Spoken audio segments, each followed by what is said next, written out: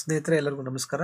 ಈ ವಿಡಿಯೋದಲ್ಲಿ HRMS 2.0ನಲ್ಲಿ ಹೊಸದಾಗಿ LICಯನ್ನು ಯಾವ ರೀತಿಯಾಗಿ ಅಡಿಷನ್ ಮಾಡಬೇಕು, ಸೇರಿಸಬೇಕು ಅನ್ನೋದನ್ನು ನೋಡೋಣ. ಇದಕ್ಕಾಗಿ ಲಾಗಿನ್ ಆದ ನಂತರ HRMS 2.0ನಲ್ಲಿ ನೀವು KGD ನಂಬರ್ ಮತ್ತು ಪಾಸ್ವರ್ಡನ್ನು ಬಳಸಿ ಲಾಗಿನ್ ಆದ ನಂತರ ಡ್ಯಾಶ್ ಬೋರ್ಡ್ನಲ್ಲಿ ಇರತಕ್ಕಂತಹ ಇನ್ಶೂರೆನ್ಸ್ ಅಂತಕ್ಕಂಥ ಆಯ್ಕೆಯನ್ನು ಸೆಲೆಕ್ಟ್ ಮಾಡ್ಕೋಬೇಕು.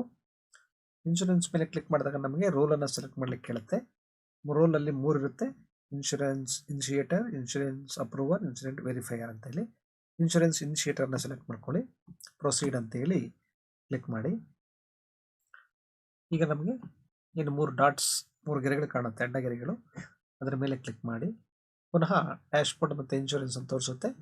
ಇನ್ಶೂರೆನ್ಸ್ ಮೇಲೆ ಕ್ಲಿಕ್ ಮಾಡಿ ಇನ್ಶೂರೆನ್ಸ್ ಅಪ್ಲಿಕೇಶನ್ ಅಂತ ಹೇಳಿ ತೋರಿಸುತ್ತೆ, ಅದನ್ನು ಸೆಲೆಕ್ಟ್ ಮಾಡ್ಕೊಳ್ಳಿ. ಈಗ ಇಲ್ಲಿ ನಾವು ಎಂಪ್ಲಾಯಿಯನ್ನು ಸರ್ಚ್ ಮಾಡಬೇಕಾಗಿದೆ. ಯಾವ ಎಂಪ್ಲಾಯಿಗೆ ಇನ್ಶೂರೆನ್ಸನ್ನು ಆ್ಯಡ್ ಮಾಡಬೇಕಾಗಿದೆ ಅವರಿಗೆ. ಇಲ್ಲಿ select office level, select office name ಅಂತ ಇದೆ. ಅದರ ಬದಲಾಗಿ ನಾವು ನೇರವಾಗಿ KGD ನಂಬರನ್ನು ಬಳಸಿ ನಾವಿಲ್ಲಿ ಎಂಪ್ಲಾಯಿಯನ್ನು ಸರ್ಚ್ ಮಾಡ್ಬೋದು. KGD ನಂಬರನ್ನ ಎಂಟರ್ ಮಾಡಿ ಸರ್ಚ್ ಎಂಪ್ಲಾಯಿ ಮೇಲೆ ಕ್ಲಿಕ್ ಮಾಡಿ. ಇನ್ನೊಮ್ಮೆ ಸರ್ಚ್ ಎಂಪ್ಲಾಯಿ ಮೇಲೆ ಕ್ಲಿಕ್ ಮಾಡಿ. ಆಗ ನಮಗೆ ನಾವು ಎಂಟರ್ ಮಾಡಿದಂಥ KGD ನಂಬರ್ನ ನೌಕರರ ವಿವರಗಳು ಕಾಣಿಸುತ್ತೆ. ಆ ಚೆಕ್ ಬಾಕ್ಸನ್ನು ಟಿಕ್ ಮಾಡಿಕೊಂಡು are you sure you want to add employee ಕೇಳುತ್ತೆ. ಓಕೆ ಮೇಲೆ ಕ್ಲಿಕ್ ಮಾಡಿ. ನಂತರ ಪುನಃ ಪೇಜನ್ನು ಕೆಳಗಡೆ ಡ್ರ್ಯಾಗ್ ಮಾಡಿ ನಾವು ಸೆಲೆಕ್ಟ್ ಮಾಡಿದಂತಹ ಫೈನಲ್ ಎಂಪ್ಲಾಯಿ ಲಿಸ್ಟ್ ಕಾಣಿಸುತ್ತೆ. ಯಾವ್ಯಾವ ಎಂಪ್ಲಾಯಿನ ಸೆಲೆಕ್ಟ್ ಮಾಡಿದ್ದೀವಿ ಅಂತೇಳಿ ಆ ಫೈನಲ್ ಎಂಪ್ಲಾಯಿ ಲಿಸ್ಟನ್ನು ನೆಕ್ಸ್ಟ್ ಅಂತೇಳಿ ಕ್ಲಿಕ್ ಮಾಡಿ. ಈಗ ನಾವು ಫೈಲನ್ನು ಕ್ರಿಯೇಟ್ ಮಾಡಬೇಕಾಗಿದೆ. ಕ್ರಿಯೇಟ್ ಫೈಲ್ ಇದೆ. ಕ್ರಿಯೇಟ್ ಫೈಲ್ನಲ್ಲಿ ಫೈಲ್ ನಂಬರನ್ನು ಹಾಕಬೇಕಿಲ್ಲಿ. Date, file created date automatic ಆಗಿರುತ್ತೆ. ಸಬ್ಜೆಕ್ಟನ್ನು ಹಾಕಬೇಕು. ನಂತರ ಕಂಪ್ಯೂಟರ್ ನಂಬರನ್ನು ಹಾಕಿದರೆ ಹಾಕ್ಬೋದು ಅಥವಾ ಅದು ಆಪ್ಷನಲ್ಲಿದೆ. ಇದಾದ ನಂತರ ನಾವು ಸೇವ್ ಅಂತ ಇಲ್ಲಿ ಕ್ಲಿಕ್ ಮಾಡಬೇಕು. ನಾನು ಫೈಲ್ ನಂಬರನ್ನು ಹಾಕ್ತೀನಿ.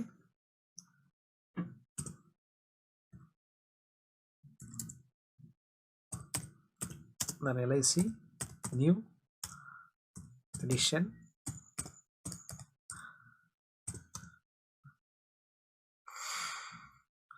ನೌಕರರ ಹೆಸರನ್ನು ಕೂಡ ಹಾಕ್ಬಿಡ್ತೀನಿ. ಇಲ್ಲಿ ಸರ್ಚ್ ಮಾಡ್ಲಿಕ್ಕೆ ಸರಿಯಾಗತ್ತೆ. ಹಾಗಾದರೆ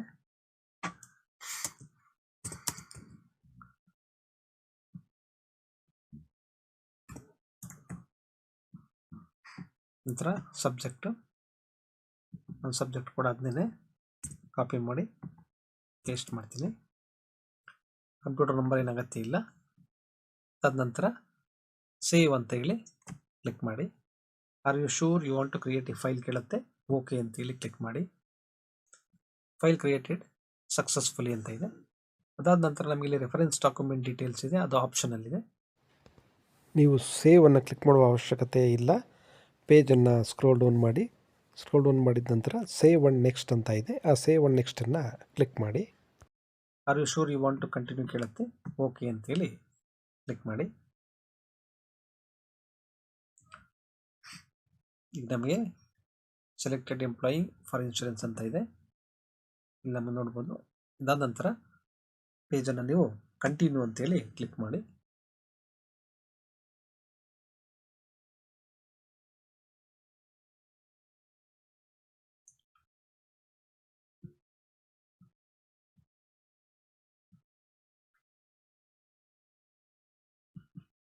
ನೀವು ಡಾಕ್ಯುಮೆಂಟ್ಸ್ ವೆರಿಫಿಕೇಶನ್ ಇವೆಲ್ಲ ನೋಡ್ಬೋದು, ಏನು ಅಪ್ಲೋಡ್ ಮಾಡ್ತೀವಿ ಅದೆಲ್ಲ. ಈಗ ನಾವೀಗ LIC ಡೀಟೇಲನ್ನು ಎಂಟ್ರಿ ಮಾಡ್ತಕ್ಕಂಥ ಪೇಜಲ್ಲಿರ್ತೀವಿ. ಇದರಲ್ಲಿ ಇನ್ಶೂರೆನ್ಸ್ ಟೈಪ್ LIC ಇದೆ. LIC ತೊಗೊಂಡಿದ್ವಿ ನಾವು, LIC ಇದೆ. ಇನ್ಶೂರೆನ್ಸ್ ನೇಮ್ ಇದೆ, ಸೆಲೆಕ್ಟ್ ಇನ್ಶೂರೆನ್ಸ್ ನೇಮ್ ಅಂತ ಇದೆ. ಇದರಲ್ಲಿ ನೀವು ಇನ್ಶೂರೆನ್ಸ್ ಪಾಲಿಸಿಯ ಹೆಸರು ಏನಿರುತ್ತೆ ಅದನ್ನು ನೀವು, ಅಥವಾ ಅಲ್ಲಿ ಏನಿರುತ್ತೆ ಲಿಸ್ಟಲ್ಲಿ ಏನಿದೆ ಯಾವುದಿದೆ ಅದನ್ನು ನೀವು ಸೆಲೆಕ್ಟ್ ಮಾಡ್ಕೊಳ್ಳಿ. ಅಂದರೆ ಯಾವ ಪಾಲಿಸಿಯನ್ನು ಅವರು ಮಾಡಿಸಿದ್ದಾರೆ ಅಂತಕ್ಕಂಥದ್ದು. ನಾನಿಲ್ಲಿ LIC ಜೀವನ್ ಲಾಭ ಅಂತ ಇದೆ, ಅದನ್ನು ತೊಗೊಳ್ತೀನಿ. ಪ್ರೀಮಿಯಂ ಸ್ಟಾರ್ಟ್ ಡೇಟ್ ಇದೆ. ಇಲ್ಲಿ ಪ್ರೀಮಿಯಂ ಸ್ಟಾರ್ಟ್ ಡೇಟನ್ನು ನೀವು ಕ್ಯಾಲೆಂಡರಿಂದ ಸೆಲೆಕ್ಟ್ ಮಾಡ್ಕೊಳ್ಳಿ. ಪ್ರೀಮಿಯಂ ಎಂಡ್ ಡೇಟ್ ಅಂದರೆ ಕೊನೆಯದಾಗಿ ಅವರು ಯಾವಾಗ ಪ್ರೀಮಿಯಮನ್ನು ಪಾವತಿಸ್ತಾರೆ ಅನ್ನೋದನ್ನು ನೀವು ಇಲ್ಲಿ ಸೆಲೆಕ್ಟ್ ಮಾಡ್ಕೋಬೇಕಾಗತ್ತೆ. ಹಾಗಾಗಿ ನೀವು ಇಯರನ್ನು ಚೇಂಜ್ ಮಾಡ್ಕೋಬೇಕಾಗತ್ತೆ. ಎಲ್ಲಿವರೆಗೆ ಅವ್ರ ಪಾಲಿಸಿ ಇದೆ ಅಲ್ಲಿವರೆಗೆ. ಅದೇ ಥರ ತಿಂಗಳನ್ನು ಕೂಡ ನೀವು ಸೆಲೆಕ್ಟ್ ಮಾಡ್ಕೊಳ್ಳಿ, ಡೇಟನ್ನು ಸೆಲೆಕ್ಟ್ ಮಾಡ್ಕೊಳ್ಳಿ. ಎಲ್ಲಿವರೆಗೆ ಕೊನೆ ಕಂತು ಪಾಲಿಸಿಯಿಂದ ಪಾವತಿಸಬೇಕಾಗಿರುತ್ತೆ ಆ ಕಂತನ್ನು ಎಂಟರ್ ಮಾಡಿ. ನಂತರ ಪಾಲಿಸಿ ಯುನಿಕ್ ನಂಬರ್ ಇದೆ ಅಂದರೆ ಪಾಲಿಸಿ ನಂಬರ್ನ ನೀವು ಇಲ್ಲಿ ಎಂಟರ್ ಮಾಡಿ.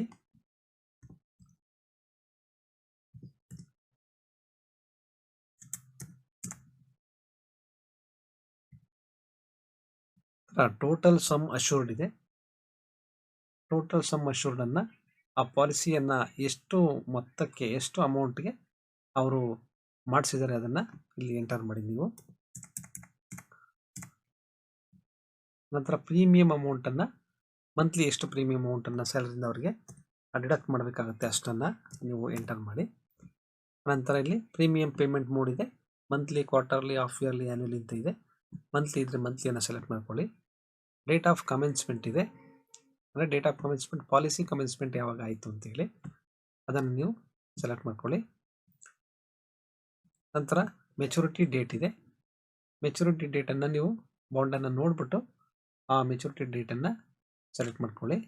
ರಿಮಾರ್ಕ್ಸನ್ನು ಎಂಟರ್ ಮಾಡಿ. ನಿಮಗೆ ಇಲ್ಲಿ ನಂಬರ್ ಆಫ್ ಮಂತ್ಸ್ ಎಲ್ಲ ತೋರಿಸುತ್ತೆ, ಡೇಸ್ ಎಲ್ಲ ತೋರಿಸುತ್ತೆ ಇಲ್ಲಿ. ನಂತರ ರಿಮಾರ್ಕ್ಸನ್ನು ಇಲ್ಲಿ ಎಂಟರ್ ಮಾಡಿ.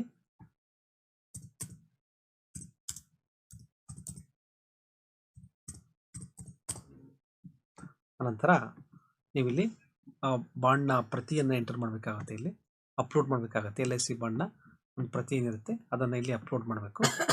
ಫ್ಯಾಮಿಲಿ ನಾಮಿನಿ ಅಂದರೆ ಯಾರ ಹೆಸರಿಗೆ ಅವರು ನಾಮಿನಿಯನ್ನು ಮಾಡಿದ್ದಾರೆ ಅವರ ಹೆಸರನ್ನ ನಾವಿಲ್ಲಿ ಎಂಟರ್ ಮಾಡಬೇಕಾಗತ್ತೆ. ಅದೇ ಥರ ಶೇರ್ ಪರ್ಸೆಂಟೇಜ್ ಏನಿದೆ ಅದನ್ನು ಎಂಟರ್ ಮಾಡಬೇಕು. ನಾಮಿನಿ ನೇಮನ್ನು ಕೂಡ ನಾವಿಲ್ಲಿ ಟೈಪ್ ಮಾಡಬೇಕಾಗುತ್ತೆ. ಎಷ್ಟು ಜನ ನಾಮಿನೀಸ್ ಇದ್ದರೆ ಅವ್ರನ್ನ ನಾವಿಲ್ಲಿ ಆ್ಯಡ್ ಅಂತೇಳಿ ಕ್ಲಿಕ್ ಮಾಡೋದ್ರ ಮೂಲಕ ನಾವು ಇನ್ನೂ ಕೂಡ ಇಬ್ಬರು ನಾಮಿನಿ ಇದ್ದರೆ ಇಬ್ಬರು ನಾಮಿನಿಯನ್ನು ಕೂಡ ನಾವು ಆ್ಯಡ್ ಮಾಡ್ಬೋದಾಗಿರುತ್ತೆ. ಇದಾದ ನಂತರ ಕೊನೆಯಲ್ಲಿ ನಾವು ಸೇವ್ ಅಂಡ್ ನೆಕ್ಸ್ಟ್ ಅಂತೇಳಿ ಕ್ಲಿಕ್ ಮಾಡಬೇಕು. ಸಕ್ಸಸ್ಫುಲಿ ಅಪ್ಡೇಟೆಡ್ ಅಂತೇಳಿ ನಾವಿಲ್ಲಿ ನೋಡ್ಬೋದು. ಇದಾದ ನಂತರ ಕಂಟಿನ್ಯೂ ಅಂಡ್ ಸಬ್ಮಿಟ್ ಮೇಲೆ ಕ್ಲಿಕ್ ಮಾಡಬೇಕು. ಈಗ ಇದು ಇನಿಷಿಯೇಟರ್ ರೋಲ್ನಿಂದ ಫಾರ್ವರ್ಡ್ ಆಗುತ್ತೆ.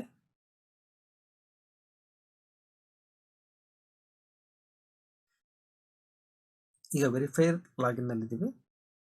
ಇನ್ಶೂರೆನ್ಸ್ ಮೇಲೆ ಕ್ಲಿಕ್ ಮಾಡಿ. ನಮಗಿಲ್ಲಿ ರೋಲನ್ನು ಕೇಳುತ್ತೆ. ಇಲ್ಲಿ ವೆರಿಫೈಯರ್, ಇನ್ಶೂರೆನ್ಸ್ ವೆರಿಫೈಯರ್ ಮೇಲೆ ಕ್ಲಿಕ್ ಮಾಡಿ ಪ್ರೊಸೀಡ್ ಅಂತೇಳಿ ಕ್ಲಿಕ್ ಮಾಡಿ. ಈಗ ನಮಗಿಲ್ಲಿ ಒಂದು ವರ್ಕ್ ಫ್ಲೋ ಏನು ಆ್ಯಕ್ಷನ್ ಇದೆ, ವರ್ಕ್ ಫ್ಲೋನಲ್ಲಿ ಒಂದು ಇನ್ಶೂರೆನ್ಸ್ ಪಾಲಿಸಿ ನಮಗೆ ಇಲ್ಲಿ ಬಂದಿದೆ. ಇದರ ವಿವರಗಳನ್ನು ನಾವು ನೋಡೋದಾದರೆ ಐ ಐಕಾನ್ ಮೇಲೆ ಕ್ಲಿಕ್ ಮಾಡಬೇಕು. ಎಡಿಟ್ ಮಾಡೋದಿದ್ರೆ ಎಡಿಟ್ ಐಕಾನ್ ಮೇಲೆ ಕ್ಲಿಕ್ ಮಾಡಬೇಕಾಗುತ್ತೆ.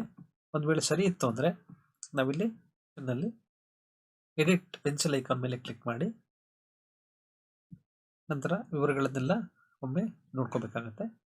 ನೋಡ್ಕೊಂಡ ನಂತರ ಆ್ಯಕ್ಷನ್ನಲ್ಲಿ ನೀವು ಅಕ್ಸೆಪ್ಟ್ ಅಥವಾ ರಿಜೆಕ್ಟ್, ಸರಿ ಇದ್ದರೆ ಅಕ್ಸೆಪ್ಟನ್ನು ಮಾಡಬೇಕು. ರಿಮಾರ್ಕ್ಸಲ್ಲಿ ನೀವು LIC ಎಡಿಷನ್ ಅಂತೇಳಿ ಟೈಪ್ ಮಾಡಿ ಸಬ್ಮಿಟನ್ನು ಕ್ಲಿಕ್ ಮಾಡಬೇಕು. Are you sure you want to accept the transaction ಅಂತ ಇದೆ, ಎಸ್ ಅಂತೇಳಿ ಕ್ಲಿಕ್ ಮಾಡಿ. ಈಗ ಸೆಂಡ್ ಸಕ್ಸಸ್ಫುಲಿ ಅಂತೇಳಿ ಮೆಸೇಜ್ ತೋರಿಸುತ್ತೆ. ಈಗ ಇದು ಇನಿಷಿಯೇಟರಿಂದ ವೆರಿಫೈಯರ್ಗೆ, ವೆರಿಫೈಯರಿಂದ ಈಗ ಅಪ್ರೂವರ್ಗೆ ಹೋಗಿರುತ್ತೆ. ಪುನಃ ನಾವು ಅಪ್ರೂವರ್ ಲಾಗಿನ್ನಲ್ಲಿ ಲಾಗಿನ್ ಆಗಬೇಕಾಗುತ್ತೆ. ಅವರ KGD ನಂಬರ್ ಮತ್ತು ಪಾಸ್ವರ್ಡನ್ನು ಬಳಸಿ ಲಾಗಿನ್ ಆದಾಗ ನಮಗೇನು ಡ್ಯಾಶ್ ಬೋರ್ಡ್ ಇರುತ್ತೆ, ಆ ಡ್ಯಾಶ್ ಬೋರ್ಡ್ನಲ್ಲಿ ಇನ್ಶೂರೆನ್ಸ್ ಮೇಲೆ ಕ್ಲಿಕ್ ಮಾಡಬೇಕು. ಕ್ಲಿಕ್ ಮಾಡಿದಾಗ ರೋಲನ್ನು ಕೇಳುತ್ತೆ. ರೋಲ್ನಲ್ಲಿ ನಾವೀಗ ಅಪ್ರೂವರ್ ರೋಲ್ನಲ್ಲಿ ಇನ್ಶೂರೆನ್ಸ್ ಅಪ್ರೂವರ್ ರೋಲನ್ನು ಸೆಲೆಕ್ಟ್ ಮಾಡಿಕೊಂಡು ಪ್ರೊಸೀಡ್ ಅಂತೇಳಿ ಕ್ಲಿಕ್ ಮಾಡಬೇಕು. ಈಗ ನಮಗಿಲ್ಲಿ ಅಪ್ರೂವ್ ಮಾಡಲಿಕ್ಕೆ ವರ್ಕ್ ಫ್ಲೋನಲ್ಲಿ ಒಂದು ಐಟಮ್ ಕಾಣಿಸ್ತಾ ಇದೆ, insurance request initiation for LIC ಅಂತೇಳಿ. ಇದನ್ನು ನಾವು ವ್ಯೂ ಮಾಡೋದಾದರೆ ಐ ಐಕಾನ್ ಮೇಲೆ ಕ್ಲಿಕ್ ಮಾಡಬೇಕು. ಅಪ್ರೂವ್ ಮಾಡೋದಾದರೆ ಪೆನ್ಸಿಲ್ ಐಕಾನ್ ಮೇಲೆ ಕ್ಲಿಕ್ ಮಾಡಿ ಇದನ್ನು ನೋಡಿ ನಂತರ ಇಲ್ಲಿ ಆ್ಯಕ್ಷನ್ನಲ್ಲಿ select accept or reject, accept ಮಾಡಿ. ನಂತರ ರಿಮಾರ್ಕ್ಸಲ್ಲಿ ನೀವು LIC ನ್ಯೂ ಎಡಿಷನ್ ಅಂತೇಳಿ ಟೈಪ್ ಮಾಡಿ ಸಬ್ಮಿಟ್ ಮೇಲೆ ಕ್ಲಿಕ್ ಮಾಡಿ. Are you sure you want to accept the transaction ಅಂತ ಇದೆ, ಎಸ್ ಮೇಲೆ ಕ್ಲಿಕ್ ಮಾಡಬೇಕು. ಈಗ ಅಕ್ಸೆಪ್ಟೆಡ್ ಸಕ್ಸಸ್ಫುಲಿ ಅಂತ ಇದೆ. ಈ ರೀತಿಯಾಗಿ ಹೊಸ LIC ಬಾಂಡ್ಗಳನ್ನು HRMS 2.2 ನಲ್ಲಿ ನಾವು ಆ್ಯಡ್ ಮಾಡ್ಬೋದಾಗಿರುತ್ತೆ. ಧನ್ಯವಾದಗಳು.